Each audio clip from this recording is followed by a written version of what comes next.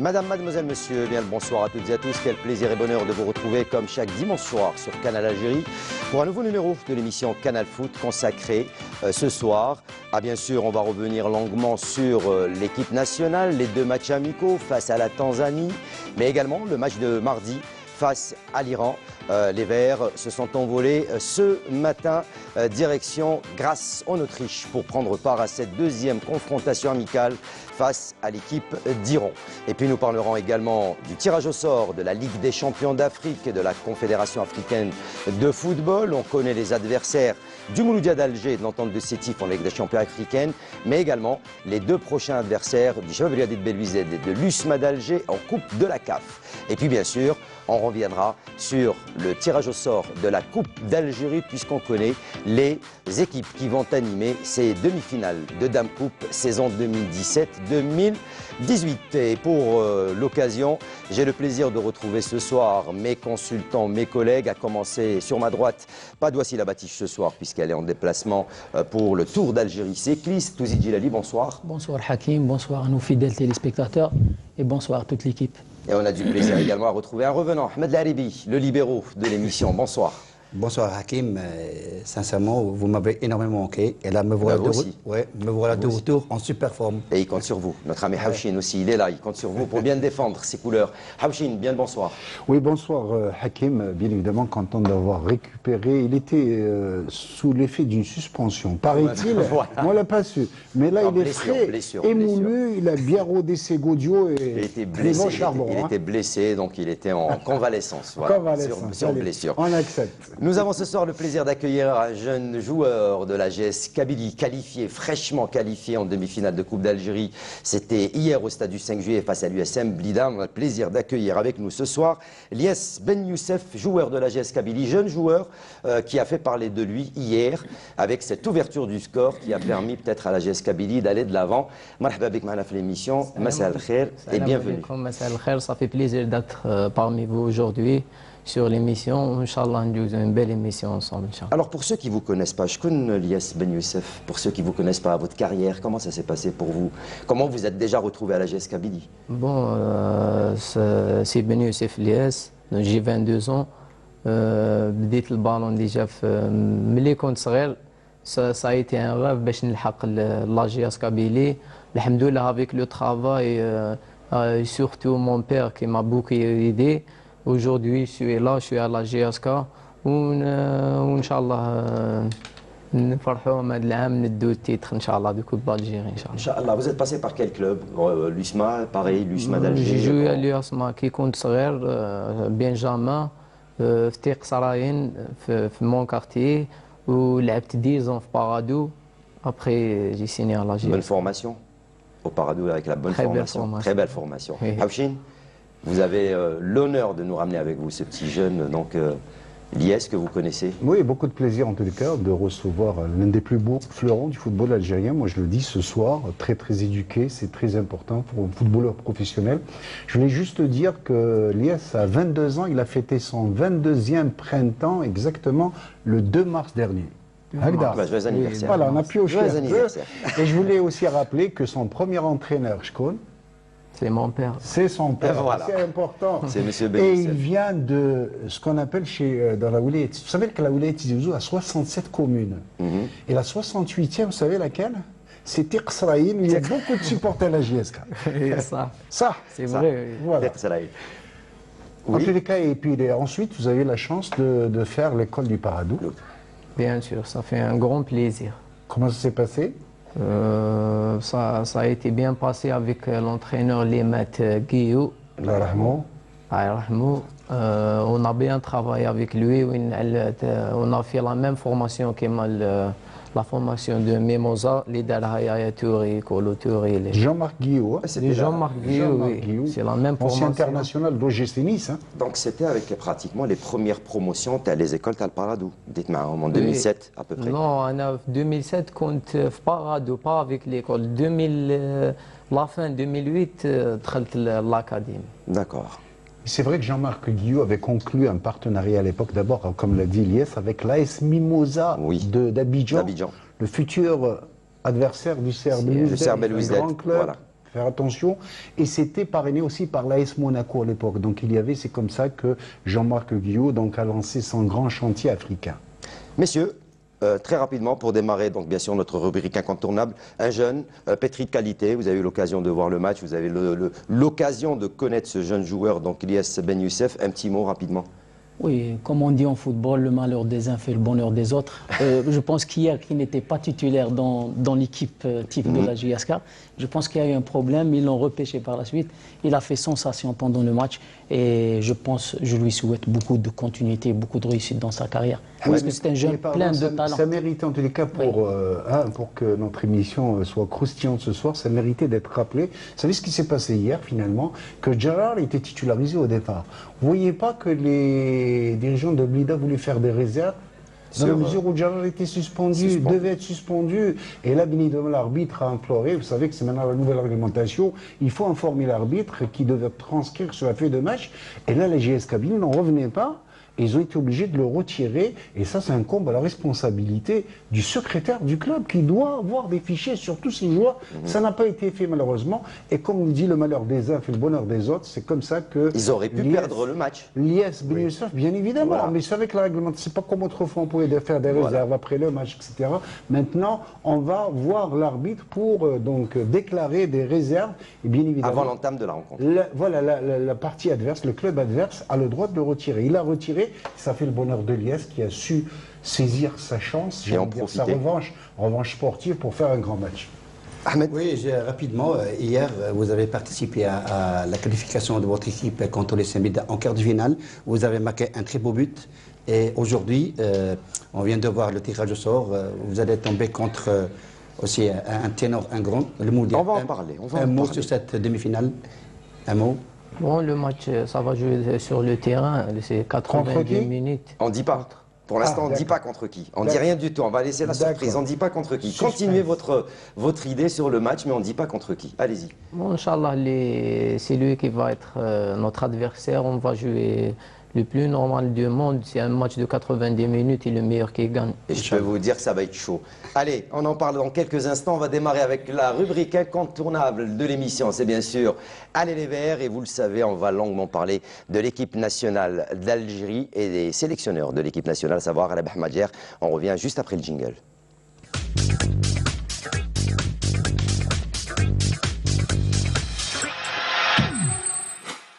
À l'émission, on a pu suivre cette semaine les Verts, l'équipe nationale qui ont repris du service en compagnie du sélectionneur national Rabah Madjer et de ses deux adjoints Djamel Mennad et Meziane Eril. Match amical, c'était ce jeudi face à l'équipe de Tanzanie. Victoire des Verts sur le score de 4-1.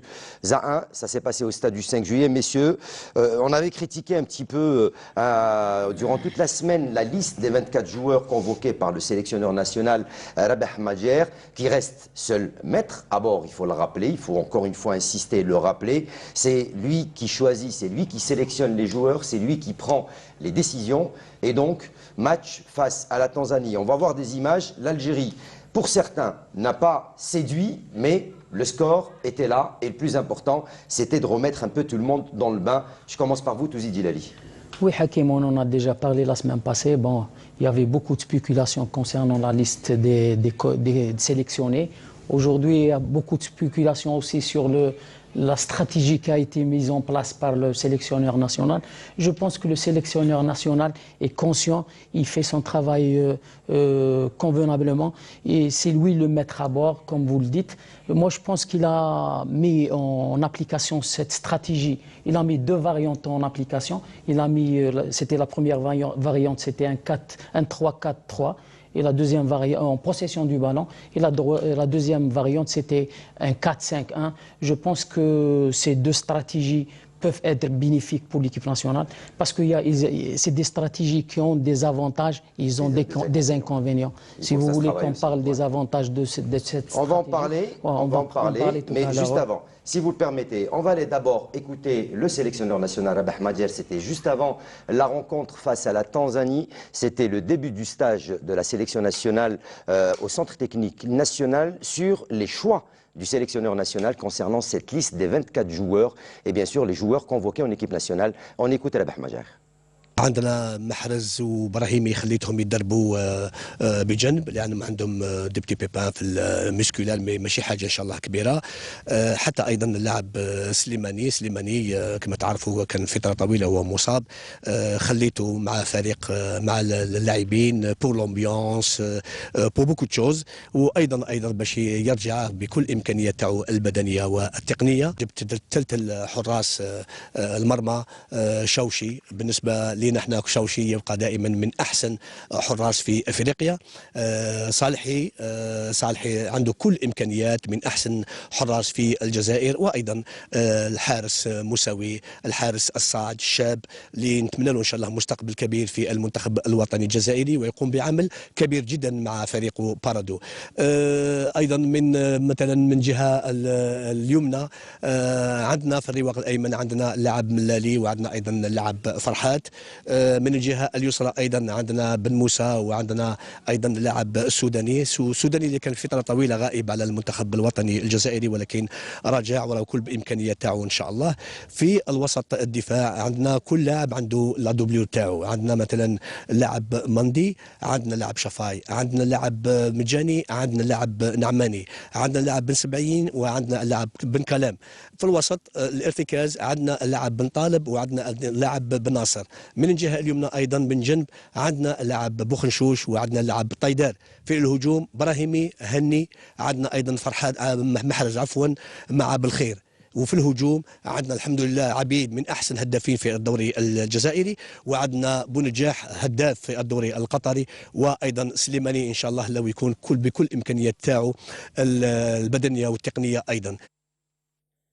Haouchine, Ahmed Laribi, on vient d'entendre le sélectionneur national, un choix pour lui avec des doublures assez judicieux pour donc Rabah Madjer qui est en train, on l'avait dit, on le répète, qui est en train de préparer ce grand chantier qu'est l'équipe nationale. Oui, Hakim, je pense que nous l'avons dit déjà plusieurs fois dans nos émissions précédentes, c'est un entraîneur national qui a été nommé à juste titre, qu'il faut le laisser travailler. Personnellement, je ne comprends pas toute cette animosité.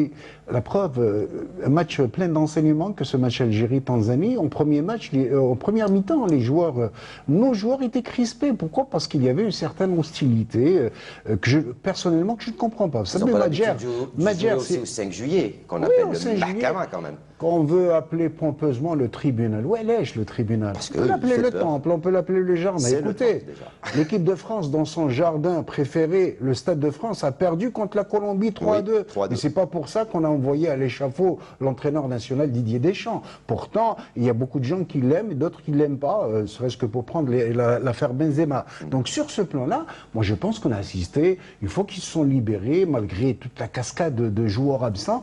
Et l'équipe algérienne s'est libérée pour un deuxième mi-temps. On a assisté, on a vu d'abord de jolis buts, on a vu de belles esquisses collectives à un certain moment qui m'ont vraiment épaté. Et personnellement, je regrette. On a parlé de Bourkhenchouch, on a dit qu'il a fait une prestation catastrophique. Je m'excuse. Bourkhenchouch a fait un très bon match, notamment en deuxième mi-temps. Il n'est pas rentré comme toute l'équipe dans le match en première mi-temps, en deuxième mi-temps, il se ressaisi, il a retrouvé sa clairvoyance habituelle. Maintenant, où on aime ou on n'aime pas, il ne faut pas avoir l'esprit clebard. C'est notre équipe nationale, ce sont les couleurs nationales. Et ma foi, je regrette que cette équipe nationale va devoir peut-être fuir encore Alger pour aller s'abriter à Blida ou la Annaba. Non, c'est l'équipe de tous les Algériens, où on aime ou on n'aime pas. Alors que celui qui n'aime pas Madjer n'a qu'à rester chez lui. Ça, c'est mon point de vue. Mon seul regret, c'est que sur les joueurs nationaux qui ont donné satisfaction, je regrette que mon poulain préféré, le Mlali, est rentré très tard. Il jouera peut-être un coéquipier alias Youssef, qu'il a bien connu. Ben Moussa aussi est rentré un peu tard. Chafai. Et j'aurais voulu, ce sont des beaux fleurons du football algérien qui auraient mérité un peu plus de temps de jeu. Ahmed Laribi. Oui, c'est vrai. Moi, chaque fois, je dis que quand on est sélectionneur, on choisit, et quand on choisit, on élimine. Donc, les choix de Madjer, il faut d'abord les respecter, premièrement. Deuxièmement, il faut attendre quelques matchs encore pour donner des avis vraiment pointilleux. Et là, c'est que des matchs amicaux, on le dit Tout à fait, souvent, matchs amicaux, match de préparation. Il a fait ses choix, il a opté pour un 3-4-3. Comme l'a dit tout à l'heure Touzi Djilali. Vers la fin, il est revenu vers un 4-4-2. Donc, je pense quelque part le 3-4-3. Il a des avantages sur le plan offensif, mais dès qu'on perd le ballon, on est exposé. Il y a 3 défenseurs axiaux. on est exposé au danger. Donc je pense que mardi prochain contre l'Iran, est-ce que Madjer va laisser la même équipe? Est-ce qu'il va changer? Est-ce qu'il va changer de dispositif? On va attendre pour voir. On va le voir. Elias, je voulais revenir vers vous. Qui dit des joueurs, tu as le local, 11 joueurs à Al-Khatra, donc 5 pour la première fois quand on parle d'El Mellali, on en a parlé, les Ta'arfou l'Abtma'ah, ça fait envie d'aller vers cette équipe nationale ou d'attendre cette convocation en équipe nationale. Bien sûr, je pense que les joueurs يتمنوا يلعبوا في l'équipe nationale, mais دوكا في هذا الوقت انا والله ماني نخمم فيها كاع. دوك بلوز امبورطون سي نلعب في l'équipe تاعي في لاجياسكا. Après, il a déjà il a déjà. Vous êtes encore jeune, 22 سنة, Oui, ça va. bien sûr, je suis encore jeune. Il y a encore de la marge. Bien sûr. Hakim, il est très sincère. Il est très sincère. Ouais. Et qu'est-ce que vous pensez d'El Mellali? Mellali, c'est un très très très bon joueur. وان شاء الله يمدوا له لا شونس تاعو يبين القدره تاعو مام اون ايكيب ناسيونال باسكو il mérite. C'est l'un des meilleurs joueurs de championnat algérien malgré c'est un peu il est jeune. Allez, retour à ce match. Algérie-Tanzanie. On va voir les images, Youssef, s'il vous plaît. Les 4-1, messieurs, on a vu et on a parlé. Je commence par vous, Touzi Djelali. Il y a eu, c'est vrai, peut-être pas beaucoup de cohésion, mais il y avait beaucoup d'individualité qui montrent que cette équipe est capable d'aller très loin. Oui, Hakim, je pense que le sélectionneur national est conscient que le maillon faible de cette sélection, de la sélection nationale, ça se situe au niveau de l'axe central. Donc c'est pour ça qu'il a mis 3 axiaux. Il a mis 4 joueurs au milieu de terrain et 3 attaquants. Donc cette stratégie, cette variante, elle a, comme je l'ai dit tout à l'heure, elle a des avantages et elle a des inconvénients. On laisse des espaces. Oui, mais commençons par les avantages. C'est que on peut créer un surnombre en attaque, on peut faire un pressing haut aussi, on peut jouer carrément dans les intervalles, dans la défense adverse. C'est ça les avantages. Mais les inconvénients, c'est que on laisse trop d'espace derrière, surtout devant une équipe qui a une attaque qui joue vite et rapide. Donc il y a aussi l'inconvénient aussi, c'est que la reconversion défensive doit se faire rapidement et doit se faire dans un temps record. C'est ça l'avantage et l'inconvénient de cette stratégie. Houchin, de très belles phases de jeu, de très beaux buts, vous l'avez dit également, avec des joueurs qui ont montré qu'on pouvait compter sur eux, à l'image de Boundjah qui reste un renard des surfaces. Oui, mais c'est bien dit, il ne fait que confirmer, on en a parlé plusieurs fois, Boundjah qui a démontré qu'il n'est pas efficace que dans le championnat du Qatar. Lui qui évolue dans l'équipe de Sad, écoutez, là il a marqué 2 jolis buts assurément, il en a raté 2 ou 3. Bon, il est vrai que parfois il manque un peu de self-control face à la cage, qu'il ferait mieux bien évidemment à l'avenir de mieux cadrer ses tirs, mais il a marqué 2 jolis buts qui confirment qu'il est véritablement en concurrence avec Slimani pour le poste d'avant-centre. Et il n'y a pas que lui, il y a également Soudani, il y a Hani également qui peuvent jouer devant. Soudani généralement, très souvent, peut-être en avançant de soutien, il est toujours là pour apporter lui aussi son punch, son efficacité. Mais Boundjah, retenez bien ce nom, il est capable en tous les cas de prendre le relais dans les années à venir. Mohamed Laribi. Oui, ce qu'il faut retenir de ce match, c'est qu'en deuxième période, il y avait une animation offensive vraiment extraordinaire, beaucoup plus sur les côtés. On a vu sur côté gauche, Hani avec Soudani jouer à Ain Toujabal. Côté droit, je dirais que Farhat a vraiment rempli son rôle parce que c'est un passeur, c'est un élément qui a un tempérament offensif, c'est un bon centreur. Donc, quelque part, mais tout simplement, j'ai trouvé un petit peu Mahrez, un petit peu émoussé en deuxième période. Je ne sais pas pourquoi. Il avait joué, je pense, avant de venir, il avait joué, donc c'est certes, il y avait Slimani et Brahimi qui étaient blessés, lui où il a repris du service avec son équipe depuis qu'il était revenu, et donc il n'a pas arrêté, c'est vrai qu'il est en train de donner un plus à son équipe, et il est peut-être un petit peu usé. Et concernant Slimani, pardon, Hakim, c'est vrai, on attendait pour qu'il guérisse un petit peu. Là, il traîne un peu la patte, il ne joue pas, donc c'est un petit peu inquiétant pour la sélection. Heureusement que Boundjah, il est en train de marquer des points et de confirmer tout son talent. Ahmed Laribi a bien fait de nous faire rappeler que Zindine Farhat a eu une prestation de tout ordre. Cela prouve qu'il a pris du grade, il a pris de l'assurance, il a pris de la maîtrise au niveau de l'équipe du Havre, qui est le doyen des clubs français, faut-il le rappeler. En tout cas, il a donné du fil à retordre, des soucis, même du tournis à l'arrière-gauche sur son flanc droit. Il a été véritablement excellent. Des dribbles déroutants, des centres et surtout des centres qui ont semé la zizanie au cœur de la défense tanzanienne. Elias, bon بالعربيه كيف تقيم لو ماتش هذا تاع الفريق الوطني كي تشوفوه كيفاش تقيموه؟ Le plus important, c'est la victoire. Ouais. Donc, il faut enchaîner encore des victoires, d'autres victoires avec des équipes qui m'allèrent, les راحوا la Coupe du Monde. وين نشوفوا le vrai niveau تاعهم. Mais je pense qu'il faut laisser le temps au manager pour qu'il travaille avec ces petits. Il y a beaucoup de jeunes joueurs, Inch'Allah. Vous voyez, il s'exprime bien, balle au pied, il s'exprime bien aussi sur un plateau. Il est à l'aise. C'est bien.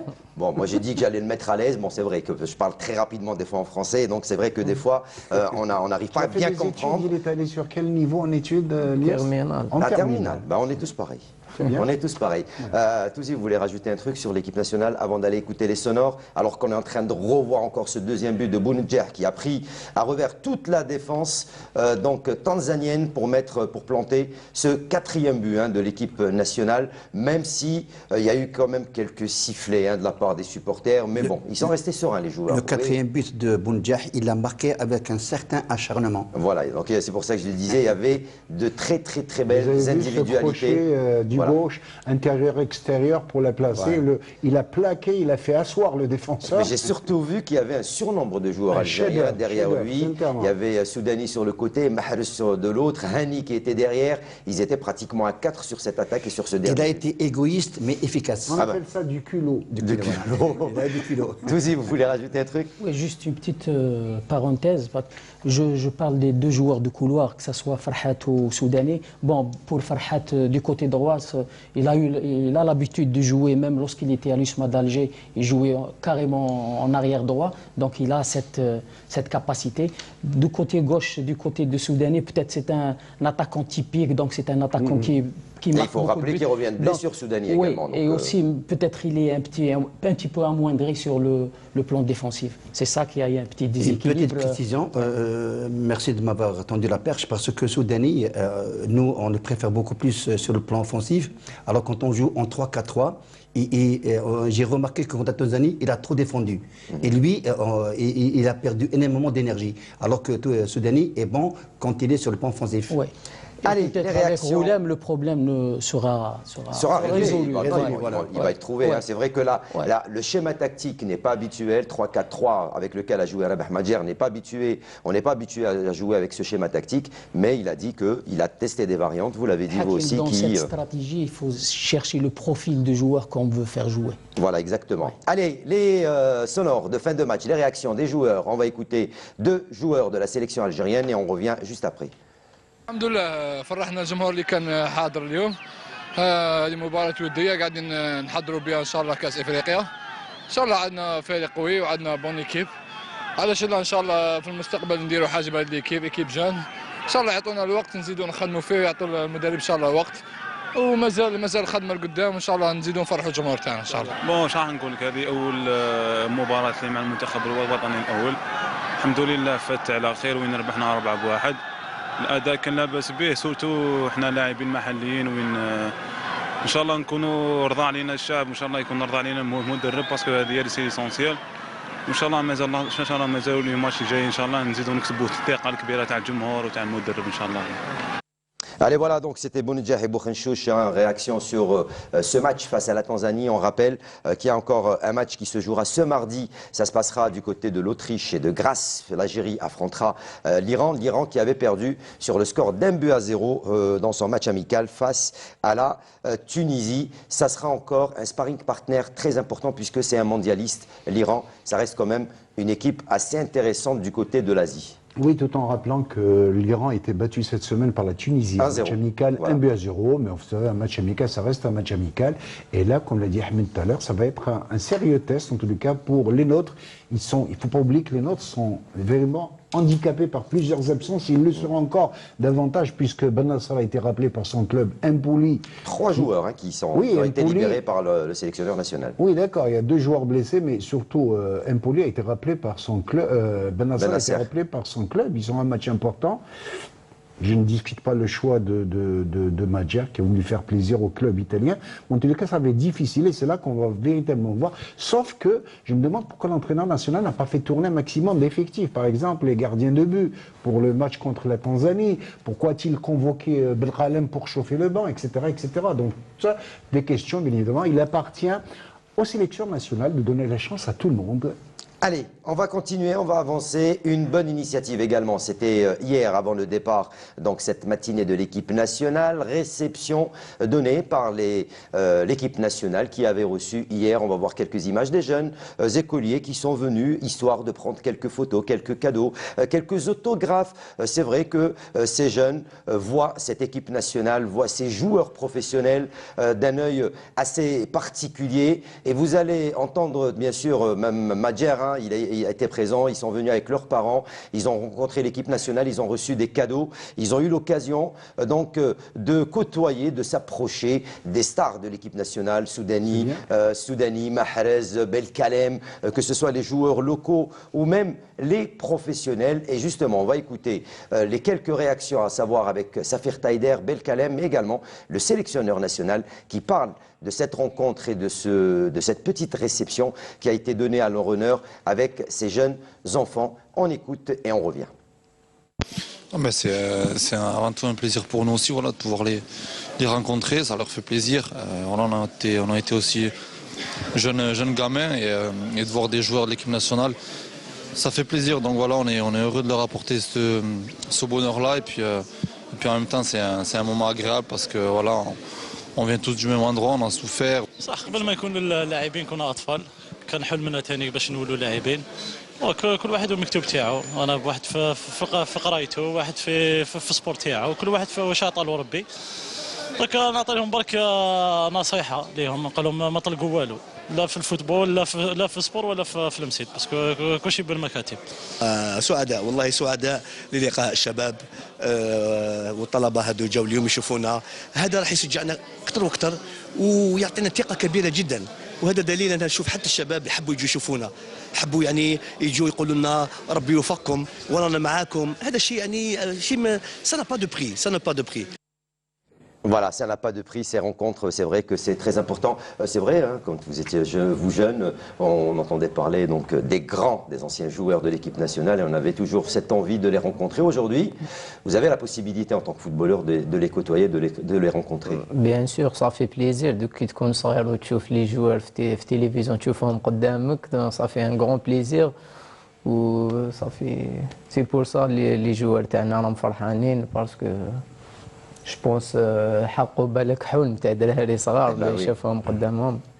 C'est une manière également de rapprocher les jeunes du football et de cette discipline. Mais c'est magnifique, moi je trouve des gestes pareils tout simplement magnifiques. Je me demande pourquoi dans notre pays de football, de terre, de passion, etc., on se limite à utiliser des gamins comme ramasseurs de balles. Pourquoi on ne fait pas comme dans ces pays d'étrangers où les grands matchs par exemple, tous les joueurs sont précédés, accompagnent des petits gosses, même des gamines, des petites fillettes. Mais c'est beau à voir et c'est comme ça qu'on peut d'abord éduquer nos enfants et leur donner ces moments de bonheur que de côtoyer des grandes vedettes du football algérien. Il faut le faire. Touzi Ahmed, oui. Moi, je pense que ce genre d'initiative est très louable parce que là, je viens d'entendre Taider, il parle de bonheur. Alors que là, on sort un peu du carcan du football. C'est très intéressant. Et puis là, Madjer, il dit que c'est vraiment, on est très heureux. Et quelque part, ça décontracte le groupe aussi. C'est très bien. Oui, je pense que c'est une bonne initiative. Ça permet à nos jeunes aussi de voir des grandes stars devant, c'est-à-dire près. Et aussi, ça permettra à ces jeunes-là de s'épanouir et aussi de voir. De rêver aussi. De rêver, hein. Ouais. C'est vrai, s'approcher des stars, hein, comme à l'image de Mahrez. Nous, on n'a pas trop l'habitude de l'approcher. Hein. Même nous, en tant que journalistes, des fois, c'est compliqué d'approcher Mahrez Brahimi. C'est très, très compliqué. Alors, pour un jeune, je ne peux pas vous dire, c'est un rêve pour lui. Hein. Allez, donc, dernière image des Fenech. C'est le départ ce matin, direction Grasse, l'Autriche, à l'aéroport, en présence, bien sûr, de tous les joueurs, du président de la fédération, mais également du staff technique qui était présent donc, au niveau donc, de la salle VIP de l'aéroport Rouhali Boumediene, le président de la fédération qui était venu pour bien sûr souhaiter le bon voyage à toute l'équipe, la sélection nationale qui s'est envolée direction l'Autriche grâce pour ce match de mardi face à l'équipe d'Iran. Voilà, donc avec le staff technique au grand complet, Maziane Eril, Jamal Mennad et Mustafa Madjer ou Rabah Madjer, et bien sûr tous les joueurs très concentrés pour la plupart. Voilà donc pour refermer cette page consacrée à l'équipe nationale. On attendra donc ce match mardi. On rappelle, match que vous pourrez suivre en direct sur la chaîne nationale. Il sera commenté par notre ami Bilal Benari et suivre donc ce match à partir de 18 h sur la chaîne nationale. Allez messieurs, on va rester avec les équipes nationales cette fois-ci pour parler des jeunes, et les jeunes eux aussi ont fait sensation. La semaine dernière, on s'était peut-être, j'ai un peu induit tout le monde en erreur, c'était pas le Nigeria mais le Niger. Voilà, je me rattrape, c'était passe au Niger. Ce qui n'est pas du tout la même chose. Ce qui n'est pas du tout la même chose, mais ça reste quand même une grande nation du football. 2-2 lors du premier match et carton plein pour le second match. C'était jeudi dernier au stade du 20 août 55, messieurs. La sélection des U20 qui frappe fort 6-0 face, plutôt 6-1 face à cette même équipe du Niger. Ça s'est passé au stade du 20 août. Je commence par vous, Touzi Djilali. Oui, je pense que organiser des matchs comme ça, avec des partenaires même, ceux qui sont d'un niveau moyen ou d'un niveau faible, le plus important c'est de jouer et le résultat, peu importe, l'essentiel c'est d'avoir de la compétition dans les jambes. Ahmed Laribi. Oui, il me semble que le premier match... C'est un gros chantier en plus. Non, vous avez dit que on a fait 2-2. Non, on a gagné 2-0. 2-0, pardon. 2-0, pardon. Et le deuxième match, 6-1. C'est vrai, c'est vraiment rassurant avant d'affronter la Tunisie, qui est une très bonne équipe, je peux vous le dire. Oui. Ça sera le 31 mars. Ce que je déplore, c'est tout simplement, après l'installation des deux coachs, à savoir... Pachou et... comment il s'appelle Salim Seba. Salim Seba. Oui, ils ont été installés, ça fait presque 2 ou 3 mois. Là, ils jouent une compétition officielle, c'est un petit peu délicat.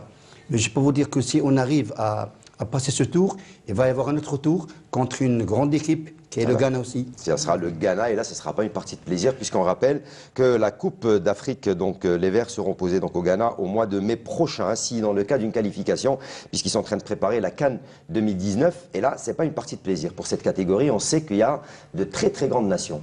Écoutez, c'est une bonne chose quand même de fournir comme ça des sparring partenaires, sauf que, bon, écoutez, ce sont des matchs tests où on devrait permettre à nos jeunes capés de s'aguerrir, de s'affermir davantage. Et là, je m'excuse qu'on leur propose au moins des sparring partenaires d'un certain niveau.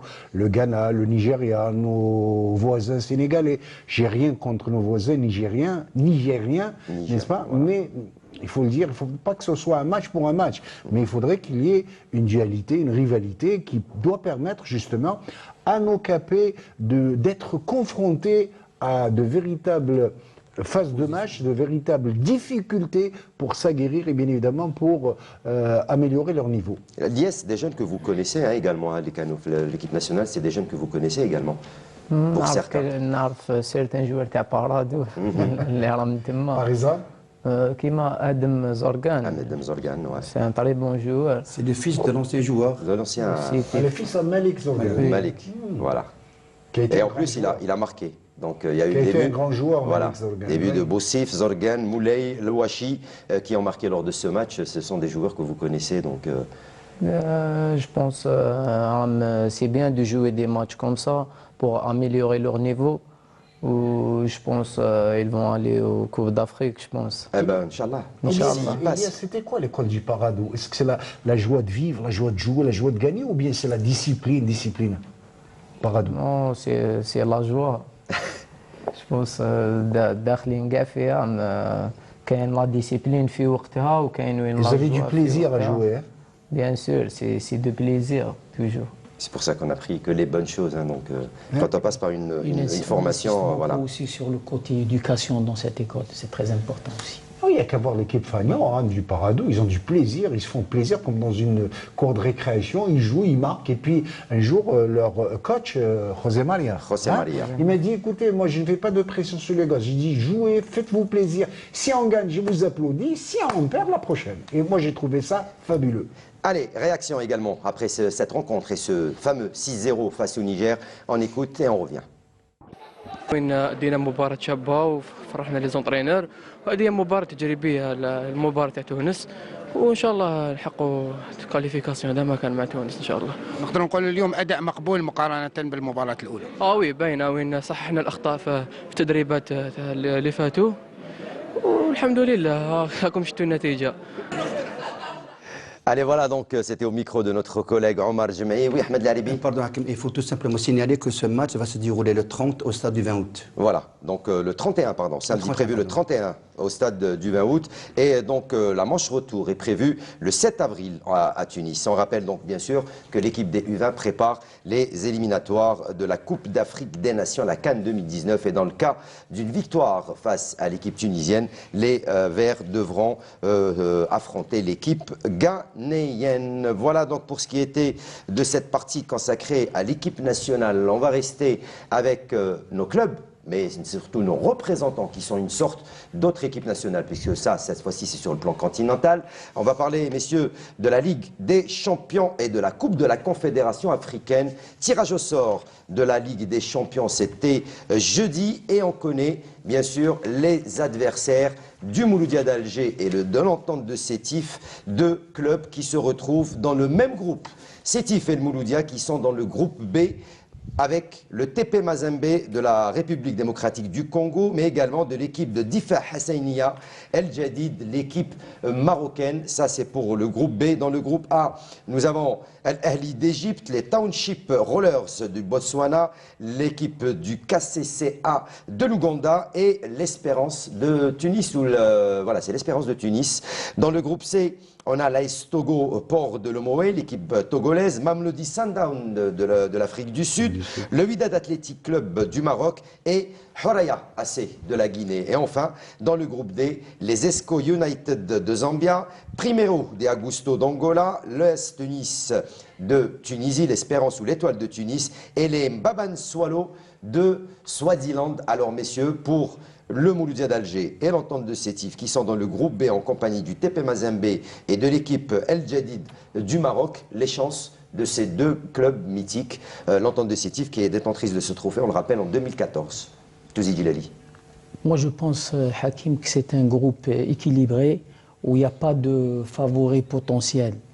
Du moment qu'on va jouer les deux prochains matchs au mois d'avril, mais peut-être il y aura d'autres considérations qui vont rentrer en jeu. C'est après la fin du championnat et la période transitoire qui va aller la fin du mois de mai jusqu'au mois de juillet, le retour à la compétition africaine. Il faut savoir gérer cette phase de transition. Il faudra une planification qui soit conséquente par rapport à cette période. Et aussi, il faudra que le recrutement soit judicieux et avoir les joueurs dont on a besoin. C'est ça qui peut être soit favorable, soit défavorable à nos équipes. Ahmed Laribi, deux clubs algériens dans le même groupe, avantage ou désavantage pour vous? Moi, je dirais que c'est les deux en même temps, mais on avait dit après le tirage au sort que c'est le groupe de la mort. Moi, je suis pas d'accord sur ce plan-là. Moi, je vois plutôt parce que d'abord, Hakim, quand vous avez le Mouloudia d'Alger, l'Entente Sétif et l'équipe marocaine, le Difa Hassani, que Ben Chikha, l'entraîneur de Sétif, connaît très très bien, parce qu'il les a déjà entraînés. Je pense que pour moi, c'est équilibré parce que d'abord, il va y avoir moins de déplacements. J'allais poser la question à notre ami Hawchin, mais vous m'avez précédé, mais c'est pas grave. Mais allez-y, continuez. Ouais, donc, premièrement. Deuxièmement, sur le plan de la récupération. Oui, j'allais en parler. Sur le facteur de la récupération, c'est vraiment énorme, important. Et puis, c'est vraiment équilibré. Quoique le TP Mazembe, qui est un sérieux client, mais ce n'est plus le TP Mazembe d'il y a deux saisons. C'est vrai que faire un nul, comment il s'appelle le stade de... Moi, je ne connais pas le stade. C'est le stade de Lubumbashi. Ouais. C'est vraiment très difficile parce qu'ils sont vraiment intraitables à domicile. Mais d'ores et déjà, je peux dire que c'est jouable. Hawchin? Oui, mais j'aime pas trop cette expression, le groupe de la mort. On est dans le domaine du sport, qu'il faut l'anoblir, peut-être, ce sport. Moi, je dirais, c'est le groupe le plus costaud, hein, le plus équilibré, mais comme l'ont dit les collègues, vous avez qu'un seul déplacement sérieux. Voilà. Vous savez, un seul déplacement, c'est à Lubumbashi. Lubumbashi, la deuxième ville du Congo démocratique après la capitale Kinshasa. Le Tout-Puissant qui est un nouveau stade, un très très beau stade, vraiment un bijou, il fallait le signaler. Donc il y a un déplacement maghrébin juste à côté au Maroc et puis il restera aller-retour à Sétif et Alger. Moi je pense que c'est jouable pour nos deux représentants. Ahmed l'a dit, le Tout-Puissant n'est pas aussi puissant que ces dernières années bien évidemment, mais il va falloir se méfier de cette équipe du Difa Al-Hassani El Jadidi, l'équipe d'El Jadid à la ville de Djildi qui était une belle ville d'ailleurs. en bord de mer. Et c'est une très bonne équipe. Abdelhak Ben Chikhal l'a signalé, il a déjà entraîné cette équipe. Asdine Djoudi, qui connaît bien le football marocain aussi, il m'a signalé cette équipe d'un très bon niveau. Et j'ai mon ami Jean-Christian Lang, l'ancien entraîneur de la GS Kabylie, qui a entraîné cette équipe d'El Jadida. Je vous dis, c'est un club qui a une culture footballistique. Et je peux vous dire que techniquement, ils sont valables. Et est-ce qu'ils auront des chances? Oui, très rapidement, avant de donner la parole à Lies. Oui, pour cette équipe de Difa El Jadidi, c'est une équipe qui renferme en son sein 6 joueurs internationaux dans l'équipe nationale marocaine. L'équipe nationale marocaine locale. Locale, ouais. Des joueurs locaux. Oui, une petite complication pour nos deux clubs, à savoir l'Entente de Sétif et le Moule d'Alger. Ils vont jouer d'abord 2 matchs dans cette saison. Et puis il va y avoir un arrêt. Enfin. Et puis il y a ce qu'on appelle la forme sportive, qui est l'état optimal qu'obtient un joueur au niveau des différentes préparations psychologiques, théoriques, physiques, techniques et tactiques. Est-ce qu'ils auront la capacité, si vous voulez, de bien démarrer? Donc là, tout dépendra des deux coachs de Mouloudia et de l'Antacitif, à savoir qu'est-ce qu'ils vont préparer comme préparation. Beaucoup plus de la planification. Oui, bien sûr. Voilà. Elias, à votre avis, le Mouloudia, l'entente? Je pense que c'est un groupe équilibré. D'ailleurs, toutes les équipes vont commencer à 0 points. Donc, c'est les 2 meilleurs qui vont qualifier. On espère bien que c'est le Mouloudia et le Sétif, Inch'Allah. Oui, puisqu'il y en a 2 qui passent. Ils ont aussi l'avantage de jouer ensemble lors de la 2e journée. Ça se passera ici et ça sera à Sétif. La première journée, le Mouloudia va recevoir, Sétif va se déplacer, mais la 2e journée, ils vont devoir s'affronter. Le Mouloudia et l'entente de Sétif, une manière peut-être de voir où est-ce qu'ils en sont dans le classement de ce groupe où il y a 2 qui se qualifient pour le prochain tour. Et dans ce genre de situation, il est toujours intéressant de démarrer avec une victoire qui est l'équivalent de 3 points. Voilà. Oui, peut-être pour les 2 premières journées, ça va être déterminante par la suite de ce mini-championnat aussi. Hein. Ah ben oui, ouais, ça sera parce que très les résultats sont importants surtout lors des 2 premiers matchs. Allez, on va continuer à avancer. Maintenant, c'est la 2e compétition qui nous intéresse, c'est la Coupe de la Confédération africaine. Et cette fois-ci, c'est avec nos 2 autres représentants. L'USMA d'Alger qui va devoir aller se déplacer pour donc ce 8e de finale bis, hein, puisque l'USMA d'Alger et le Chabab Riadid Belouizdad vont devoir affronter les 2 équipes qui avaient été éliminées de la course donc aux poules de cette Ligue des Champions. L'USMA a hérité des Plateaux United, l'équipe du Nigeria, et le match aller se jouera donc au Nigeria et le match retour ici au stade Omar Hamadi. Quant au Chabab Riadid Belouizdad, il a hérité lui de l'ASEC Mimosa, l'équipe ivoirienne, et le Chabab Riadid Belouizdad a peut-être un souvenir assez mauvais, hein, dont un 7-0 qui remonte à 2001, Ahmed Laribi en Ligue des Champions en 2001. Oui, l'histoire se répète, mais je pense que c'est plus le CRB de 2001, parce qu'à l'époque... C'est plus la SEC Mimosa de 2001. Oui, tout à fait. Les données ont changé. Le 7-0 à l'époque de 2001, je peux l'expliquer rapidement, parce qu'il y avait beaucoup de problèmes. Les joueurs étaient impayés. Et puis la délégation qui s'est déplacée à Abidjan, il y avait, je pense, 12 ou 13 joueurs. Et ça veut dire beaucoup de choses. Pour l'USMA d'Alger, Touzi Djilali? Moi, je pense sincèrement que ça va être dur pour nos 2 représentants, parce que c'est des équipes qui ont participé à la Champions League, qui sont reversées dans la Coupe de la CAF. Et ma foi, le Mimosa et le Platinum Stadium, c'est ça? Platinum United. Non, Plateau United. C'est une équipe nigérienne qui s'est classée premier de championnat. Champion Nigeria l'année dernière. Donc, heureusement que les matchs retour se jouent à Alger. Oui, voilà, Lies, match aller là-bas, match retour ici, avantage. Je pense que l'USMA et CRB vont se qualifier, l'USMA ils vont aller loin, Inch'Allah. Il est très confiant pour les clubs. Moi je dis que nos 2 clubs ont hérité de 2 gros morceaux. La SEC d'Abidjan, ça reste la SEC. Vous savez qu'on les appelle Mimosa parce que leur couleur c'est jaune, entièrement jaune et un peu de noir. C'est pour ça qu'on les appelle Mimosa. Et à l'époque, quand Lies tout à l'heure parlait de Jean-Marc Guillot, la première expérience qu'il avait tentée, c'était avec la SEC Mimosa à l'époque, hein, qui a été entraîné d'ailleurs ils ont été entraînés par de grands entraîneurs, coachés par de grands entraîneurs étrangers. Alors, l'ASEC Mimosa, je peux vous dire qu'au stade Houphouët-Boigny, ils font pas de cadeaux. Si vous n'êtes pas costaud, vous êtes laminé. Hein, et j'espère que le CRB va tenir gros face à l'équipe de l'ASEC. Je me rappelle qu'en 2001, ils avaient pris 7-0. C'était la déconfiture parce qu'il y avait beaucoup d'absents. Il y a beaucoup de soucis, qui n'étaient pas joués. Et je me rappelle à l'époque, l'entraîneur Nour Benzeki était désemparé à l'époque. Mais c'était véritablement un scénario catastrophe pour lequel était soumis donc l'équipe du CRB. Quant à l'USM Alger, ils héritent du champion du Nigeria en titre. Plateau United a été champion cette année, n'est-ce pas, du Nigeria. C'est le premier titre, c'est vrai, premier titre dans l'histoire de ce jeune club, le Plateau United. Mais Smahlé, ça reste le championnat du Nigeria qui a été reversé. Ils ont joué la Ligue des Champions comme la SEC, ils ont été éliminés. Je peux vous dire que l'USM Alger, en tous les cas, a tout intérêt à faire attention face à cette bonne équipe du Nigeria.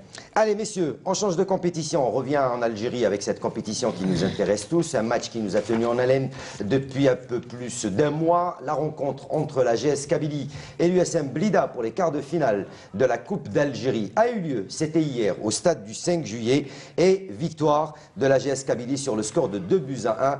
Haouchin, Touzi Dilali, vous étiez sur place. Lies, vous avez participé à ce match. Vous allez nous en parler, bien sûr, pendant qu'on voit ces images. Haouchin, c'est pour vous. Moi, je pense que ça a été un beau match, une très belle pelouse. Comme par hasard, un temps printanier, alors qu'il a plu des cordes ces derniers jours, n'est-ce pas? Vous ne voyez pas que pendant tout l'après-midi, il s'est remis à pleuvoir de la grêle à la fin du match, à 18h. C'était pour les Canaries et la ville des Roses. Les dieux du stade étaient avec nous. Donc, on a assisté à un beau match avec un bon gardien, un blidéen, Ouadah, qui a retardé l'échéance. Je veux dire pourquoi? Tout simplement que l'USM Blida a fait preuve de bonnes individualités, des raids de solitaires, mais la JS Kabylie, je pense, a développé un volume de jeu beaucoup plus supérieur, une bonne clairvoyance et surtout des individualités à droite à gauche qui ont fait, il est vrai que Aslah lui aussi était dans un grand jour, mais le jeu collectif de la JS Kabylie l'a emporté mi-temps 0-0 où l'IS a failli ouvrir le score à 2 reprises. Il a regardé cette manchette, cette claquette du gardien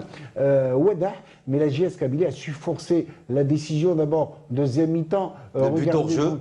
Bien évidemment, c'est une position d'hors-jeu, et là c'est Djabot qui se tient la tête, lui qui voulait véritablement se racheter aux yeux de ses supporters.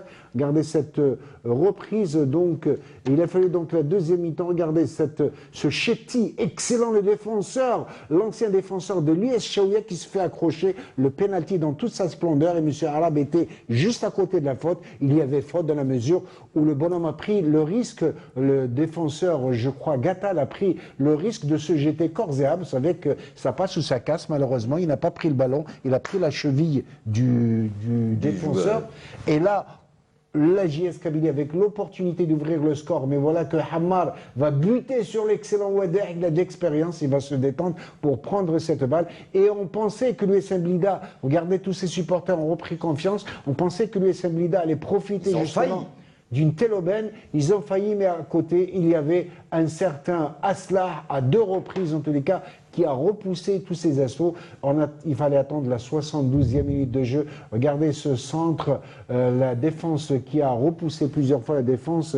Et sur cette reprise, je laisse le soin à Elias Benyounes de nous dire son bonheur d'avoir inscrit ce but. Comment ça s'est passé? Ça fait un grand plaisir de marquer un but. Déjà, c'est mon premier match au 5 juillet. C'est mon premier but avec le club de cœur. Et ça fait plaisir de partager ce but avec les supporters. Vous l'avez senti, vous l'avez repris instantanément? Je l'avais senti parce que j'ai raté 2 occasions. Mais quand déjà tu arrives à les bois qui développent les occasions, ça fait djik. Alhamdoulilah, j'étais bien concentré. Vous l'avez placé à ras du poteau. D'ailleurs, avant Ardouani, قبل ما دار la passe, شفت le gardien à peu près. Alhamdoulilah. Mohamed, et là, il parle de prise d'information. Oui, c'est important. C'est le travail de l'académie, c'est ça le travail. Et puis il y a ce centre donc à partir de la gauche et sur votre ami Ardouani qui a surgi comme un diable sur ce centre de Djabot pour aller. Alors regardez, il va esquisser une danse un peu africaine, vous savez, à la mémoire de qui? Du regretté Bossé. Voilà. C'était Bossé qui a laissé donc son ombre là, qu'il avait l'habitude toujours l'habitude de fêter ses buts de cette manière. Allez, pendant qu'on revoit donc ce deuxième but, et puis on va voir également un super beau but de Blida qui n'a pas démérité Touzi Djilali, hein, Blida qui a quand même tenu tête à cette équipe de la GS Kabylie. Hakim, permettez-moi de parler un petit peu de la GSK, après je reviens. Allez-y, faites donc, il n'y a pas de souci. Sincèrement, pour la première fois depuis le début de la saison, j'ai vu une équipe aussi entreprenante, aussi concurrente que cette fois-ci. Je pense qu'il y a une prise de conscience de la part de tout le monde, et joueurs, staff technique, staff dirigeant et même supporters. Je pense qu'il y avait, ça a été démontré sur le plan de la volonté, de l'engagement, de l'intensité dans le jeu. Il y avait même un état d'esprit remarquable.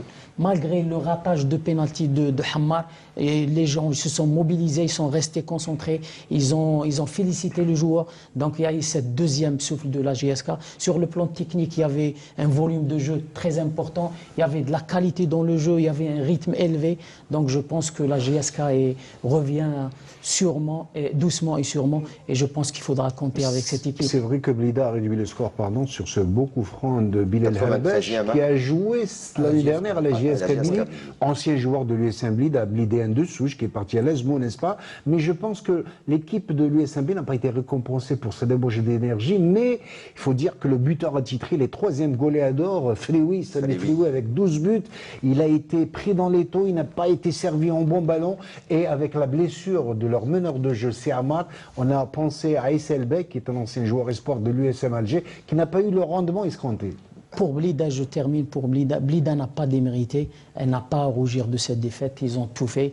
Je pense qu'ils vont, s'ils vont aller de la même manière, je pense qu'ils vont tout faire, ils vont essayer de rester de se maintenir. Ahmed Lalibi, très rapidement, il nous reste beaucoup de temps. Disons tout simplement que Damkoup a choisi la GSK. Moi, j'ai envie de parler d'un petit joueur, si vous me permettez. C'est le latéral gauche, c'est Chetty. J'ai bien suivi le match chez moi, j'ai tout le match. Je l'ai trouvé vraiment très valable. Il est bon sur le plan offensif, il est bon sur le plan défensif. Et quand il défend avec sa technicité individuelle. C'est un gars qui a de la classe, il est élégant. Je pense qu'on va lui donner la chance pour qu'il joue énormément de compétitions. Et un excellent défenseur qui vient de l'US Chaouia, comme Khayat, qui évolue au Nasr du Sindé. Allez, messieurs, les demi-finales, ce sera pour le 13 et 14 donc, du mois de mars prochain. Le tirage au sort, lui, a eu lieu cet après-midi au siège de la télévision algérienne. Donc, bien sûr, l'émission avec notre collègue Lila Ben Farhat. Tout le monde était, ou pratiquement tout le monde était présent pour ce tirage au sort des demi-finales. On va voir quelques images, messieurs, et on va bien sûr parler de ces demi-finales qui vont être alléchantes avec le premier tiré de ce tirage au sort, tirage des demi-finales de la Coupe d'Algérie. Je rappelle, les rencontres se joueront le 13 et 14 mars prochain et ce sera tout d'abord l'USM Belab, ou plutôt l'équipe l'USM Belabès qui va recevoir l'équipe de Zaouia. Le Cendrillon, écoutez, le Cendrillon qui a fait un beau parcours en demi-finale, il rêvait de recevoir, même si le tirage au sort est ainsi fait, bien évidemment, mais je peux vous dire que ça va être une belle partie et la jeune et courageuse formation de Zaouia n'est pas battue d'avance. Il avait prédit, hein, donc il était venu chez nous, le président de la Zaouia, il avait dit, on aimerait bien tomber contre Belabès parce que c'est une équipe qui joue un très très beau football. Et son vœu a été exaucé. Voilà. Bon, si on peut parler de ce match, c'est vrai que il me semble que Damkoup est en train de choisir Belabès parce que le dernier match contre la Saoura, Belabès était mené 1-0. Moi j'ai commenté le match avec Boutrik, la donnée a changé et puis Belabès est qualifiée. Aujourd'hui elle va jouer, elle reçoit encore, donc quelque part elle a une possibilité d'aller en finale. Mais recevoir l'IS Zaouia, une petite équipe qui n'a rien à perdre, hein, jouer face à Belabès, ils vont tout donner, hein, les genoux de Zaouia. Bien sûr, ils vont tout donner. Ils ont sorti déjà la demi-finale. C'est un plaisir pour eux, mais je pense que Belabès vont se qualifier en finale. Et bien sûr, vous l'avez compris, les autres équipes tirées, c'est bien sûr la GS Kabylie qui va recevoir pour son match. Où est-ce qu'ils vont recevoir? La question va être encore une fois posée. Ils vont recevoir le Mouloudia d'Alger. C'est le Big Classico, une finale avant l'heure. Touzi Djilali, c'est une finale pratiquement avant l'heure. Oui, je pense que ça sera une finale avant la lettre. On aurait aimé voir ces deux équipes en finale, mais le tirage a voulu que ça soit ainsi. Je pense que tout dépend du terrain où ils vont jouer la GSK. Je pense que ça va être difficile et je pense que l'équipe la plus costaud moralement va l'emporter. Hawchin. Il faudrait signaler que c'est tout simplement un remake de l'année dernière. Voilà. Où la JS Kabylie a été éliminée pour le Mouloudia d'Alger au stade du 5 juillet, où la JS Kabylie devait disputer juste après un match de championnat alors qu'elle était en mauvaise posture. C'est exactement le même scénario de l'année dernière, ce qui prouve qu'il y aura beaucoup de suspense, beaucoup d'attrait en tous les cas. Et c'est tant mieux pour les amateurs du football et les milliers de supporters des deux clubs. Allez, avant de donner la parole au concerné Lies, qui lui va jouer certainement ce match et il est en train d'y penser face au Mouloudia d'Alger, Ahmed Laharibi, le choc. Oui, c'est un choc. Je veux dire que c'est un classico de Coupe d'Algérie. Donc, Coupe d'Algérie a toujours eu ses caprices, ses mystères. Mais je peux déjà dire que les deux équipes, la mieux entreprenante, la mieux motivée, la mieux, si vous voulez, conquérante, aura le dernier mot. Lies, vous allez rencontrer le Mouloudia en championnat. Match important bientôt en championnat. Par la suite, quelques semaines plus tard, il y aura ce match de Coupe d'Algérie. Ça va être très très compliqué de préparer ces deux matchs. Bien sûr, ça va être chaud, mais la première des choses, il faut bien préparer le match de championnat pour assurer le maintien. Après, ça va venir le match de la Coupe. Bon, Inch'Allah, on va bien préparer comme on a préparé ce match de Blida avec l'entraîneur Beuzédé. Et le match, ça joue sur le terrain où, Inch'Allah, on va se qualifier, Inch'Allah, pour jouer une finale, Inch'Allah. La semaine prochaine, match très important également pour vous. Vous allez vous déplacer à Biskra. Ça va être compliqué pour essayer de gagner un maximum de points. Ça va être très compliqué, mais si on veut rassurer le maintien le plus vite possible, donc il faut faire un résultat à Biskra. Hawchin, vous pensez que... Moi, je pense que la JS Kabylie reste 8 matchs à jouer, Lies. 7 plus celui du Mouloudia. Oui, c'est un match de retard. Et je peux vous dire que ça va être 8 finales. Dans la mesure où ils vont recevoir le Mouloudia d'Alger, l'USM Alger, l'entente de Sétif à Tizi Ouzou, et ils vont se déplacer au CSC, au MCO, à Biskra. Tout ça, ça fait des finales. Hein. Ça fait 8 finales avant l'heure. C'est pas la joie. Allez, messieurs, avant de nous quitter, permettez-moi juste de rappeler que la semaine prochaine, il y aura journée de championnat, le 30 et le 31. La Ligue 1, ce sera pour le vendredi 30 avec 8 matchs. L'US Biskra qui va recevoir la GS Kabylie, le Shabab Liadid Belouizdad accueillera l'USMA d'Alger, le Défa Tajnant accueillera la GS Saoura, l'USM Bal Abbas, Nasr Hussein Dey, Mouloudia d'Alger, USM Blida, Olympique de Médéa, CS Constantine, USM Al-Harrach, Paradou Athletic Club, l'entente de Sétif recevra le MC Oran. On rappelle que le match retard entre la GS Kabylie et le Mouloudia d'Alger pour sa part aura lieu, celui qui comptait pour le compte de la 23e journée, a été donc programmé pour le 3 avril à 17 h au stade du 1er novembre à Tizi Ouzou. Et on rappelle que le CSC est en première place de ce classement général avec 45 points, suivi du MC Oran 2e 41 points, 3e l'USMA d'Alger 38 points, Blida est 16e avec 18 points, Défa Tajnant 15e avec 21 points et l'USM Al-Harrach 14e avec seulement 21 points. La Ligue 2 également jouera samedi prochain pour le compte de la 24e journée. Le Mob de Béjaïa recevra le Shabab Liadid Ain Fakroul, le Mouloudia d'Al-Alma accueillera le RC Rilizane, Boussaada qui recevra le Wydad de Tlemcen, le Cap de Borj Baharaj accueillera le Raliad Mascara, le Cap de Batna recevra le RC Kouba, l'Azmo d'Oran, GSM Béjaïa, Mouloudia Saïda, Aïs Ain Lila et GSM Skida, Aïs Ochlef au classement. Ain Lila en tête avec 45 points en compagnie de la GSM Béjaïa, suivi à la 3e place par le Mob de Béjaïa. Au bas du classement, Ain Fakroun 14e avec 22 points, Raliad Mascara 15e avec 22 points et 16e et bon dernier, le Cap de Batna avec 19 points. Avant de finir ce numéro de l'émission, je reviens vers vous, Ahmed Laharibi, très rapidement, stage des féminines, équipe nationale, la semaine prochaine, mercredi, pour une rencontre très très importante. Oui, c'était une rencontre pour une qualification en Coupe d'Afrique des Nations. Donc cette équipe féminine va rentrer en groupement à partir de mercredi prochain. Et elle aura affronté le 4 avril l'équipe sénégalaise, qui est un série client, et retour le 10.